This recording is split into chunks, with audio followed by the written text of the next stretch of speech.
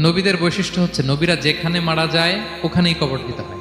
বিষ্ণু ইসা ইসলাম মারা গিয়েছিলেন আম্মাজান আয়েশা রাদিয়াল্লাহু তাআলা আনহার ঘরে, ফলে ওখানে বিষ্ণু ইসা ইসলামের কবর হয়েছে।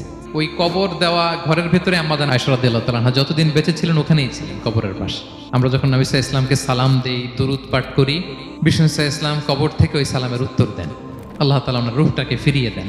কোনো মাটি কোনো নবীর দেহকে টাচ করতে পারে না, নষ্ট করতে পারে না। নবীরা কবরে জীবিত, সেখানে সালাত আদায় করে, তাদেরকে স্পেশাল রিজিক দেয়া হয়।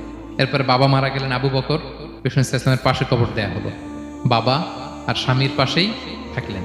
এরপরে ওমরে ফারুক মারা গেলেন, ওনারও কবর দেয়া হলো। কিন্তু এখন তো আর বাবা আর স্বামীর সাথে পর্দা নাই, ওমরে ফারুকের সাথে তো পর্দা আছে। তো তখন তিনি ঘরটা হয়ে গেছে ছোট, 3টা কবরে অনেক জায়গা স্পেস নিয়ে গেছে। এখন অল্প একটু জায়গা পর্দা টাঙাই দিলেন ওমরে ফারুকের সাথে, পর্দা হিসেবে ছোট্ট একটা জায়গায় যতদিন বেঁচে ছিলেন ওখানটাতেই ছিলেন।